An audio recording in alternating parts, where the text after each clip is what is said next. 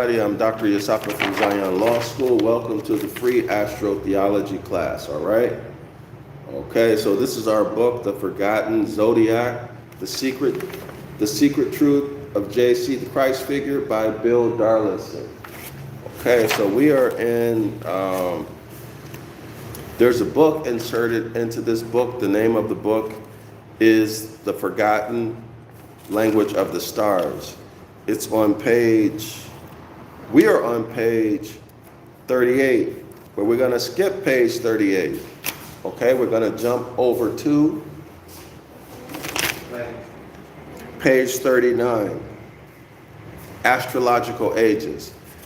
I want to do the subheading, the number 7, when I get on my laptop. So for now, we'll jump over that, and if I have time, if I'm able, in about 12 to 15 hours from now, wherever you are in the world, we'll do the number 7 presentation. All right? But y'all can go ahead and read that in advance. But for now, astrological ages, page 39. Astrological ages, page 39.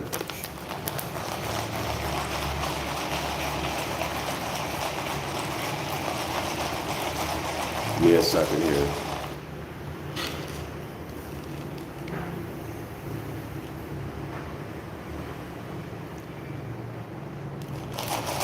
All right.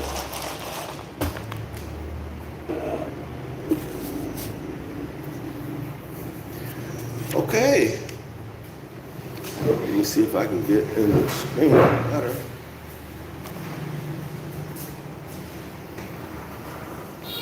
So this little cafe that I'm at right now, they hired a new person. Sinchao. They hired a new person. And she's trying to figure things out. Restaurant work, food services, that's hard work. Real hard work, y'all. Very hard work. Okay, astrological ages, page 39. In addition to its apparent, that is the key word, apparent annual journey. It is apparent because annual refers to people who are on planet Earth. Okay? But astronomers claim that the sun has an orbit. And I think it goes around its orbit maybe every 24 million years or I don't remember if it was 24, 23 million years or 45 million years. I don't remember, but y'all go check it. It's a long time. Or it's a very long time. All right? But this is the Earth from the vantage point of the Earth. We're talking about astrological ages. All right? So the reference point is the Earth. In addition to its apparent annual journey around the celestial vault. What is the celestial vault? I wish they just would have said the Zodiac belt.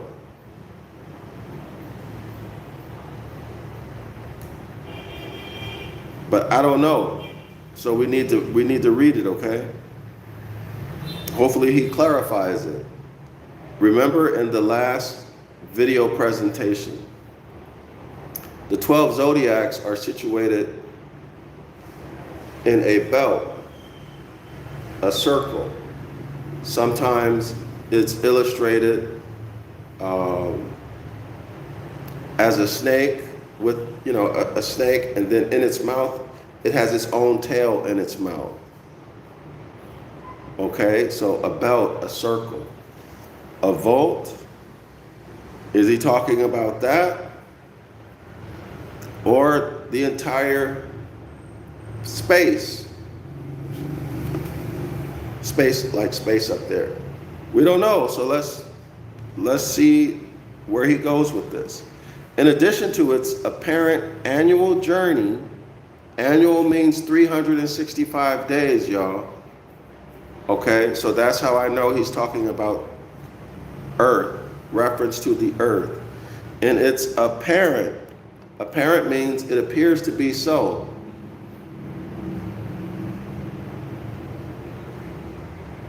All right, it appears to be that. In other words, it's not.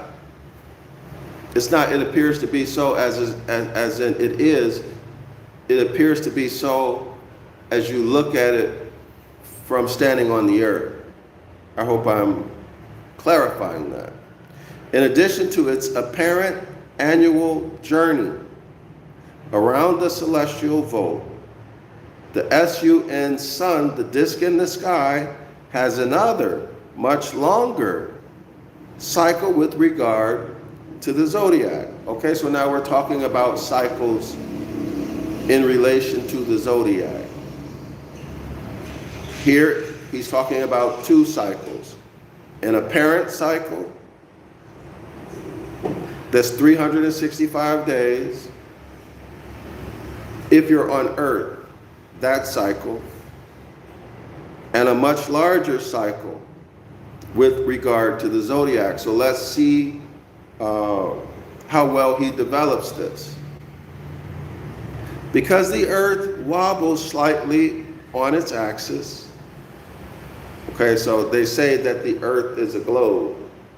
I don't know how flat earthers deal with these issues because I haven't studied that. But if you assume there's an axis like this, I think in most of the illustrations, the Earth is tilted on its axis. So there's a line like this, so it would wobble. That's what he's talking about, if you can imagine that. If not, just search on YouTube, Earth axis, something like that, all right? So anyway, let's continue. Because the Earth wobbles slightly on its axis, the sun's position at the spring equinox, so there's our reference point. A reference point is the spring equinox. So y'all remember, the equinox is the horizontal part of the cross. Spring equinox, autumn equinox, the solstices.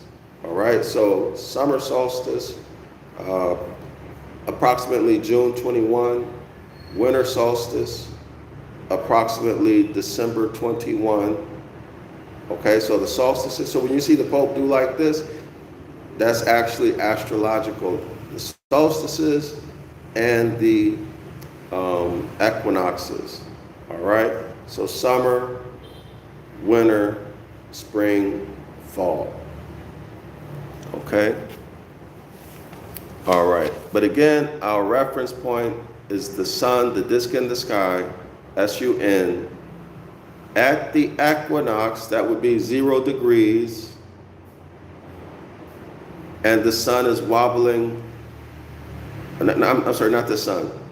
The Earth is wobbling on its axis. So let's go back and pick that up. Because the Earth wobbles slightly on its axis, like that, the sun's position at the spring equinox, so the sun is at 0 degrees, so here's the Earth, here's 0 degrees, the equator.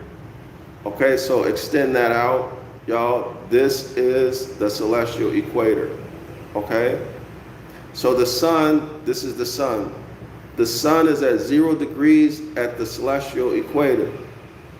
Okay, so that's the spring equinox, okay? Now the Earth is wobbling at its axis. This is all this is saying, okay? Y'all see it? All right. I wish I had like a graphics guy or woman to create graphics for my videos. It would make them come really alive. Because sometimes things can be written in a way that sounds complicated, but when you see it, it's actually simple. Okay? All right. Now I lost my place again. Okay.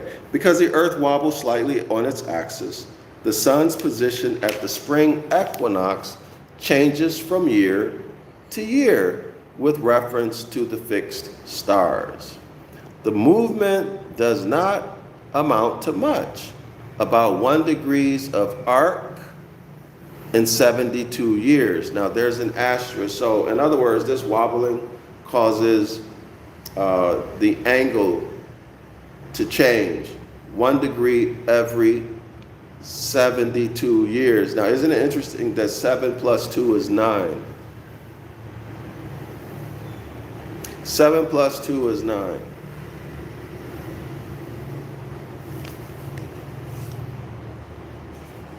I don't know anything about numerology. I need to learn.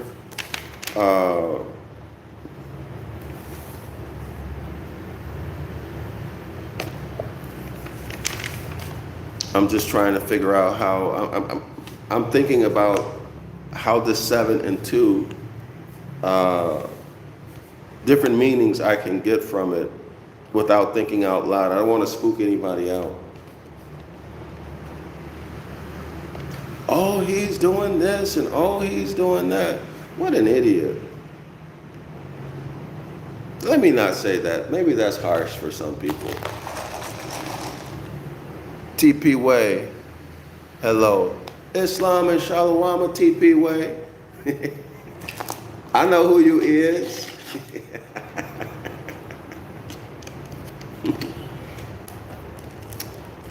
But see, y'all, what we have to do, I know who you are.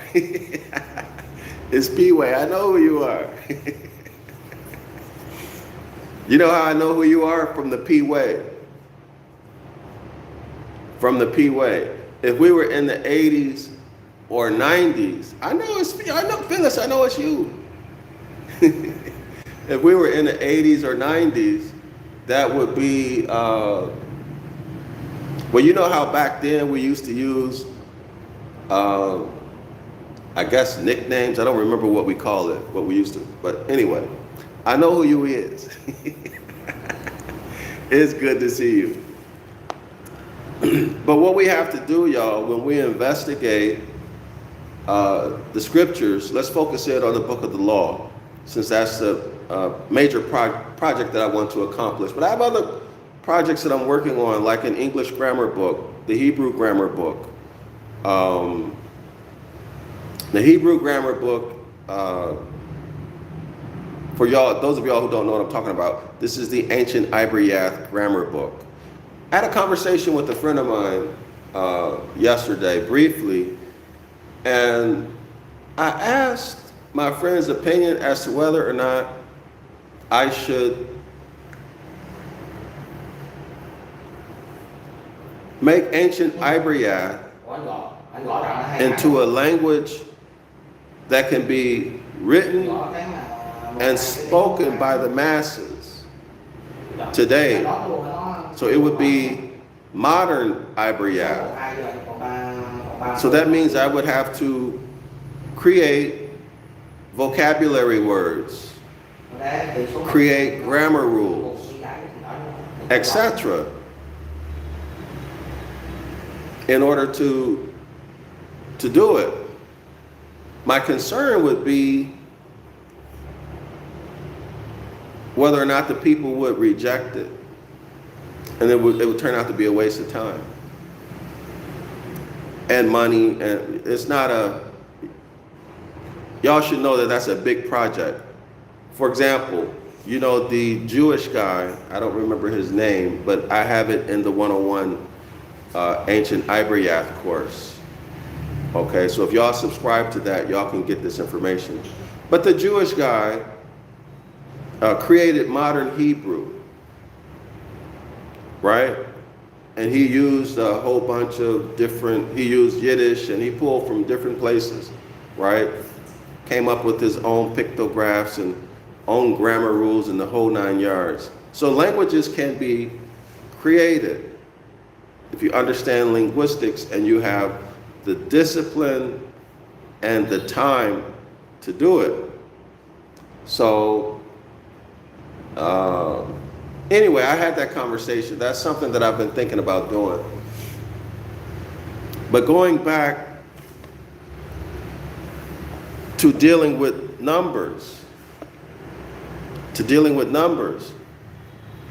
for example, is there any meaning? Is there any meaning in this 72 year cycle? Is there any meaning in that? Well, the only way you know is to investigate it, right? Put 2 and 2 together. Cut it, slice it, dissect it, and see what you come up with. That's the only way to know. All right? But in order to do that, you've got to, somebody, you or I, or both of us, you've got to learn that science, those equations. And then after you put that upfront work, that study in, after you pay the cost, you'll know whether or not something is hidden in that. You'll find a beautiful gift. Or you'll see nothing was there. Okay? But we should do that. The movement, that's the wobble, does not amount to much. About 1 degree of arc every 72 years. But it has given rise to the concept of the great year. Y'all got that? A period of 25,920 years. The time taken for the equinoctial point to travel throughout the cycle of the constellation. So all this is saying, listen, y'all, each zodiac sign will sit, let me rephrase that, let me be technically correct. At about 5:30 or 5:45 every morning, the sun will rise. Okay, so here's the zone of Horus. Let's say this, you're looking out at the ocean. This is the zone of Horus. In other words, the horizon, right here. The zone of Horus, the horizon. Here is Horus. Here is Horus. Okay? Horus is the sun. Horus begins to rise. Y'all see it?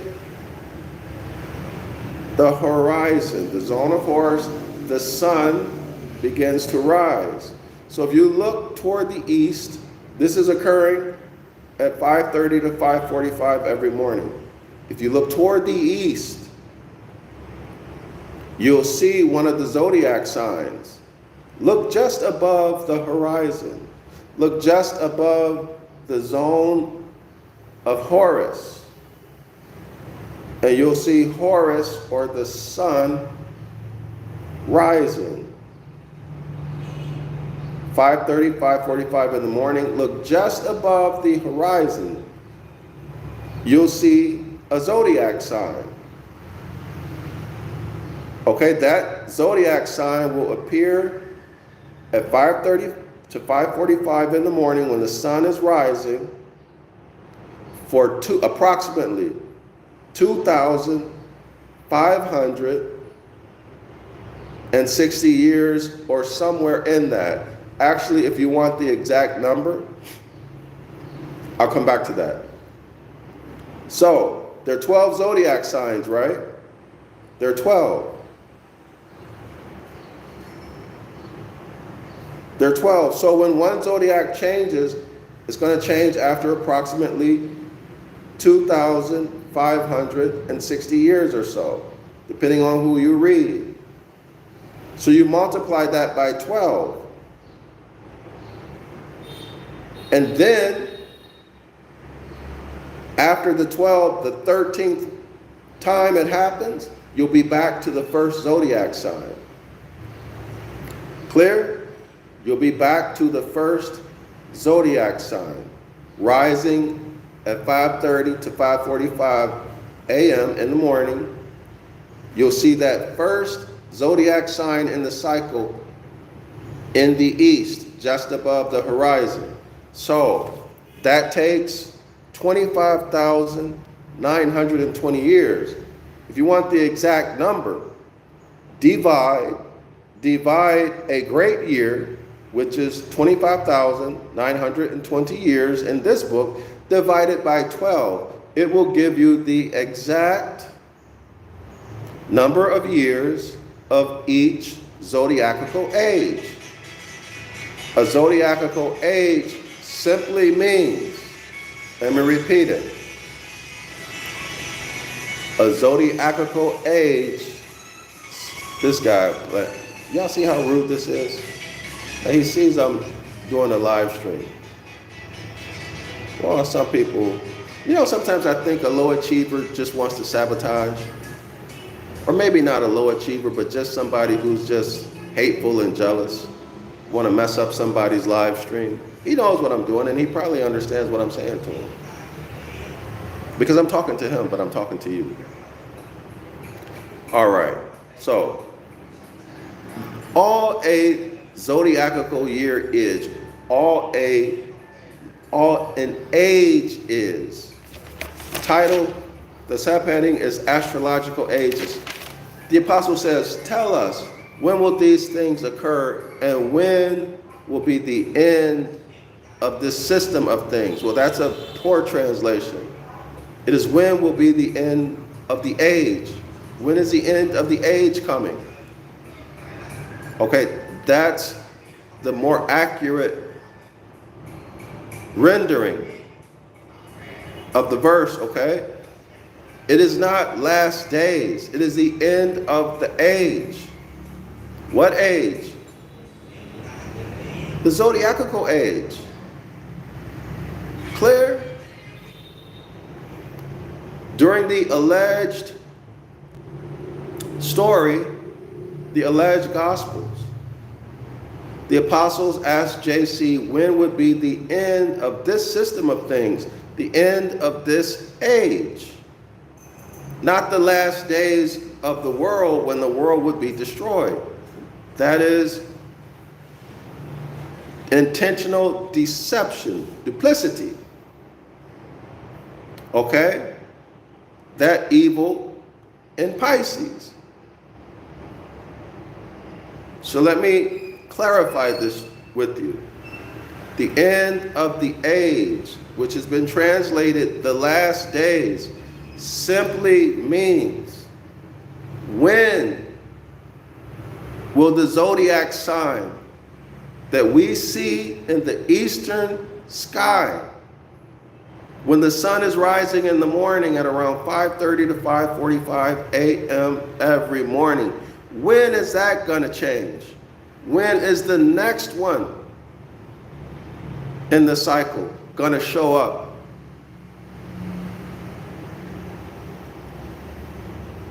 In the morning, when you look toward the east.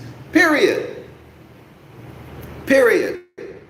But you see, that has been, that natural phenomenon that happens like clockwork has been remixed into a religious doctrine.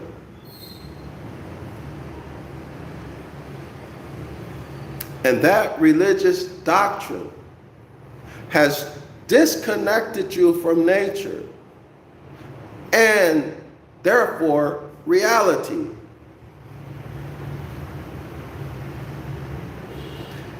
Disconnected you from nature, put you in a false paradigm where some external deity is going to come and save you after the world has been destroyed.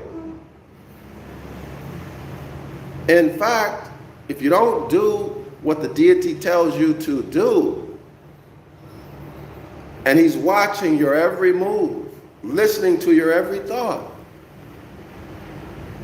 If you don't do what the deity tells you to do by way of your Hebrew Israelite camp leader, general, captain, officer, street corner preacher, or Hebrew Israelite preacher, pastor, reverend,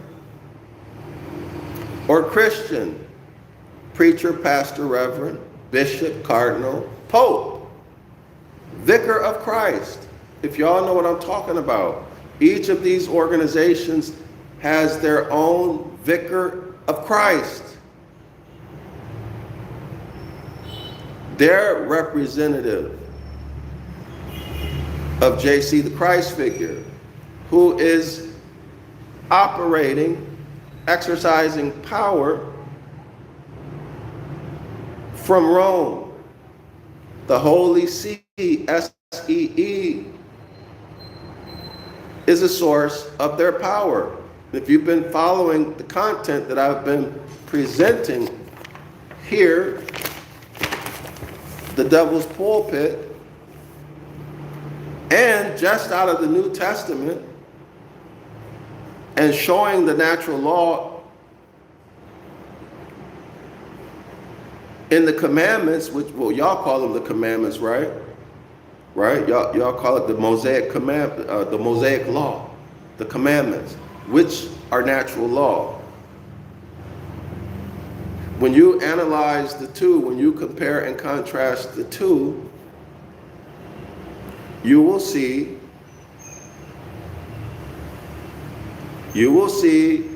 that this remix, this Christian doctrine, has put you in the curses. But that's a long story, but if y'all want to hear the story, keep watching all of the videos that I've provided. Okay, and even you can get this without dealing with the astrotheology videos that I've provided. The astrotheology videos just makes it more profound because you can really see how you've been played. You can really see how philology, let me rephrase that, how the dark priesthood, the brothers of Saturnalia, and other secret society members, Bible translators, have used mythology, let me repeat that, they have used etymology, mythology, art, law, let me rephrase that, maritime law, and denationalization. And denationalization, you don't understand what that means, I truly feel sorry for you because you have a lot of time, energy, and resources to invest in learning about who you are. And your relationship to society as a whole and inheritances. So you got a lot of work to do if you don't know what I'm talking about. And that's not a bad thing. It's just that you are at the beginning of your journey, so don't stop now. Okay? You've been stripped of your inheritance, and an inheritance is the only way in this current political system that you can have sovereignty,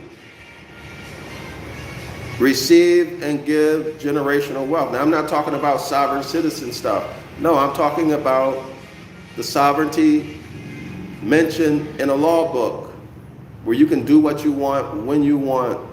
You are the people. What you say is law. Okay, you're the master, and the government is the slave to serve you. That's been flipped on y'all. But I'm getting off into another topic. But you've been mind-effed by this remix, by this intentional intentionally misleading, deceptive translation,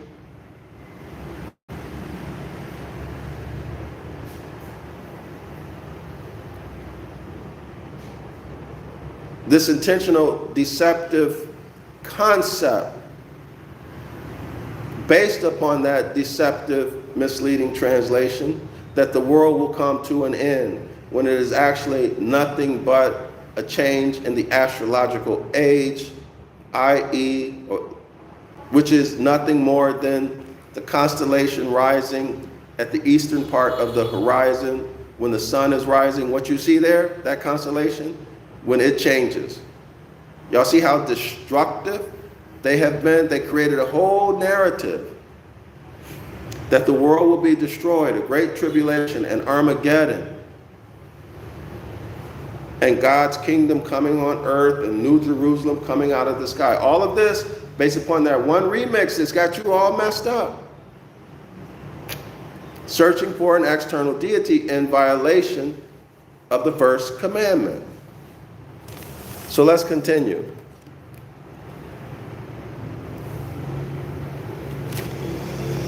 All right. So the concept of the great year is 25,920 years. The time taken for the equinoctial point to travel throughout the circle of the constellations. Astronomically, this phenomena is known as the precession of the equinoxes. Y'all see that? I just explained a complicated, it is not complicated. It is presented in a way that's complicated to understand. But I just explained it to you in a way that's easy to understand, right? Very simple. And that goes backwards, y'all. Okay, so the constellation that will appear on the horizon is going backwards. So for example, 1, 12, 11, 10, 9, 8, okay? The seventh constellation, the seventh zodiac, next the sixth zodiac, all right? Astronomically, this phenomena is known as the precession of the equinoxes, since the equinoctial point appears to go backwards through the constellations. All right, y'all see that? I just showed it. The first zodiac, okay? The next one to appear on the horizon would be the 12. The next to appear on the horizon would be the 11, okay? There it is. Every 2,160 years, okay, so they have it right here, okay, good. Every 2,160 years, okay, and that is the result of 25,920 divided by 12. We talked about that earlier. So every 2,160 years or so, the equinox moves from one constellation to another, and it's going backwards. So if we're in the first, the next on the horizon will be the 12th. The next on the horizon will be the 11th, all right? At present, it is moving from Pisces to Aquarius. There's some people who say we're already in Aquarius, all right? At the beginning of the Christian era, it was moving from Aries into Pisces. Aries the ram, right? Aries the ram, into Pisces the two fish. This is why the Jews blow the ram's horn, right? The shofar. It's astrological. And at the time of Abraham, it was moving from Taurus into Aries. So do y'all see a relationship here?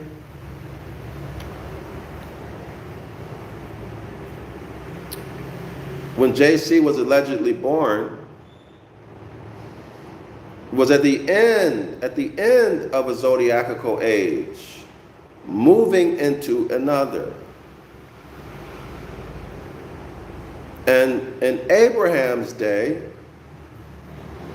it was at the end of a zodiacal age, moving or transitioning into another one.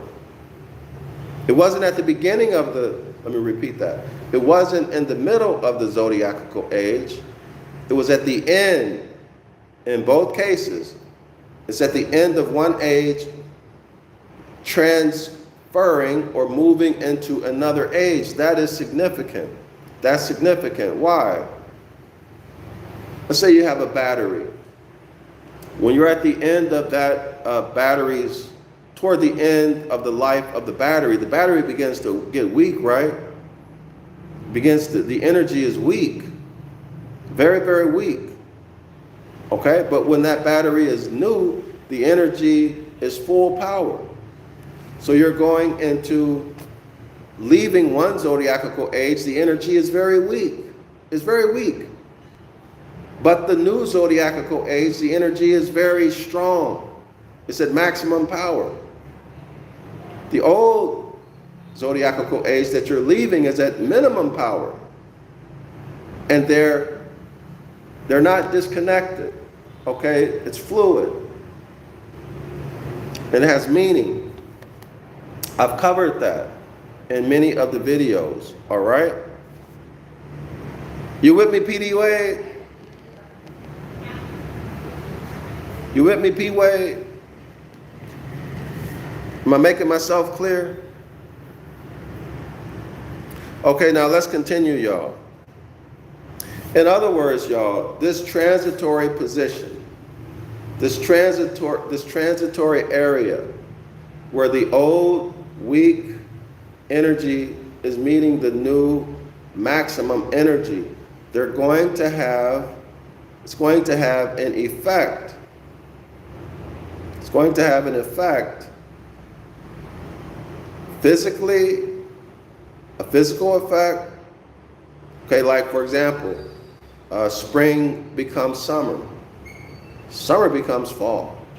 Fall becomes winter, and winter becomes spring. It's a physical change, right? But it also brings about a change in consciousness. If ever there's a change in consciousness, there's a change in behavior. Changes in behavior produce mass changes, right? I'll give you an example. Your consort, your husband, your wife, starts treating you bad consistently over time. That you're going to make a change, right? Or somebody starts treating you good consistently. Well, you're going to make a change. It's just that simple. Anyway, let's continue. At present, it is moving from Pisces to Aquarius. At the beginning of the Christian era, it was moving from Aries into Pisces. Y'all see that? Down from Aries, down with natural law, and up with maritime law. Down with natural law, down with every man, every Genesis chapter 2 autochthonous Moor has his own land, his own fig tree, his own stuff that he got through inheritance. So there's generational wealth. You're sovereign, what you say is the law. People in the main act honorably. And it moved into Pisces. Moved into Pisces, which is duplicity, corporations, maritime law, servitude, doctrine of discovery, strip the Moors, put them in servitude, Genesis chapter 1, put them in servitude, take away their nationality. In other words, they become civilly mortuus, they become civilly dead. They have no rights. They only can do whatever the Christian church allows them to do, permits them to do. Gives them benefits. Y'all see it? as part of the curses, or in other words, the punishments, the loss of status, the loss of nationality, the loss of your inheritance. And what did the Catholic Church do? The Catholic Church gave our inheritance, our land. Land includes everything. And gave it to the monarchs, the ruler, the European rulers, to give to their heirs perpetually. Do y'all see how it flipped the script? See that? And how do they maintain their system? Through statutes, through public policy against the Moors, keeping you religified out, keeping you in Christianity, and the Islam, keeping you in religion, which is in opposition to nature. Y'all see how this works? So you activate the law of cause and effect against yourself and the other natural laws. Why? Because you are disregarding, disrespecting your ancient foremothers and forefathers who are in a contractual agreement, as it were, with the Most High. Exodus chapter 20, verse 12. Honor your fathers and your mothers that it may go well for you. We are an autochthonous people. Our jurisdiction is natural law. This is all that's saying. You must speak. When I say speak, I literally mean speak. You must speak natural law. How can you do that if you don't know what it is? Y'all know how many people have asked me, well, Dr. Yasapa, what is natural law? How can you speak natural law if you don't know what natural law is? How can you communicate your jurisdiction if you don't know what it is? Law language, natural law, or colorable law. Y'all see what I'm saying? See how thoroughly brainwashed you are?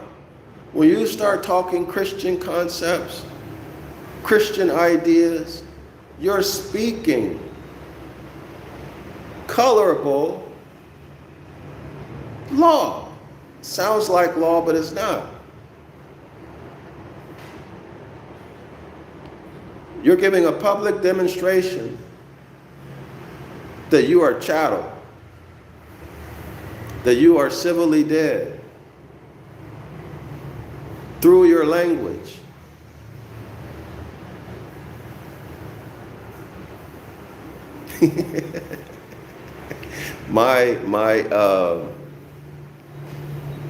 If y'all hear me, put a 1 in the comment section. If y'all can hear me. All right.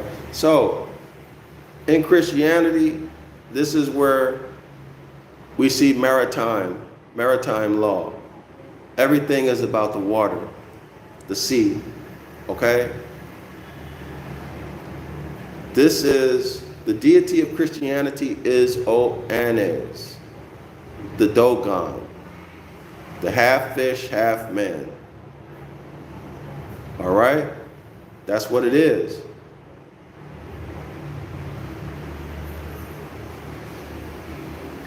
But let me get past, I'm tired of talking about that. This subheading should be fun. Let's get into some of the fun in this subheading, y'all. According to Vera Reed, the approximate dates of the ages are as follows. This is what I was excited about showing y'all. So when y'all watch this video, pause it, okay? I'm going to hold it here for a second. Y'all study these dates. Study the dates. Take a look at that. There's a whole lot of analysis and conclusions you can reach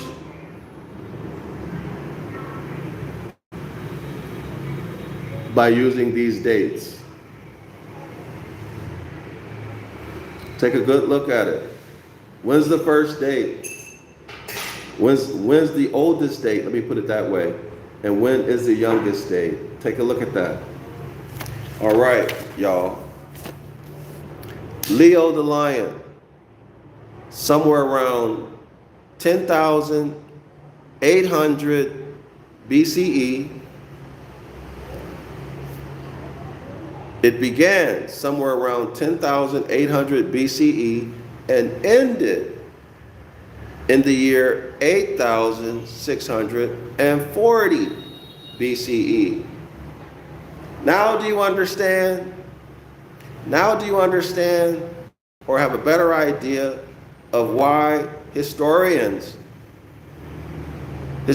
conception or construction of history has to do with the dynasties of the pharaohs, with the dynasties of the pharaohs. And they stop there. Y'all got that? Astrological.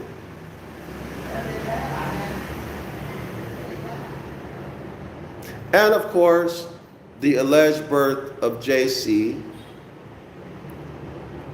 caused the years or the counting system to change. So they're counting downward. What kind of sense does that make, y'all? You're gonna count down to count the number of years? Just on its surface, that's ridiculous, right? If you're counting down 10,800 years.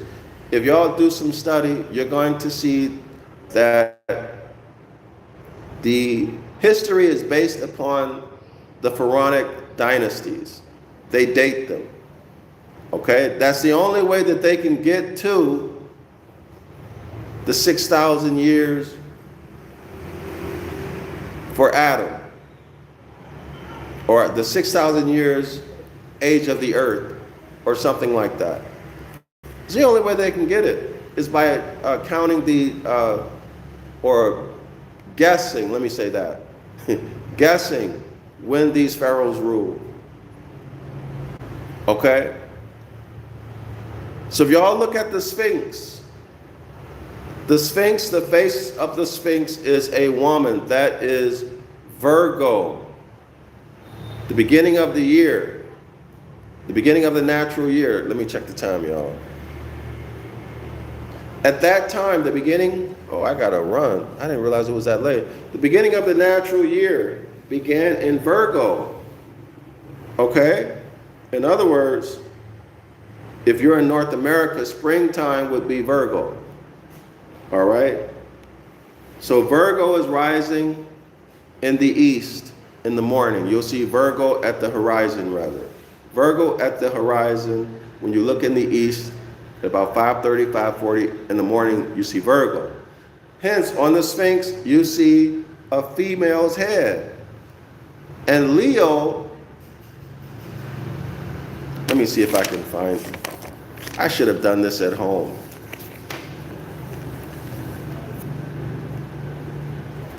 Let me see if I can find, I want to find this, y'all. It may be more easy for y'all to see it. Here it is.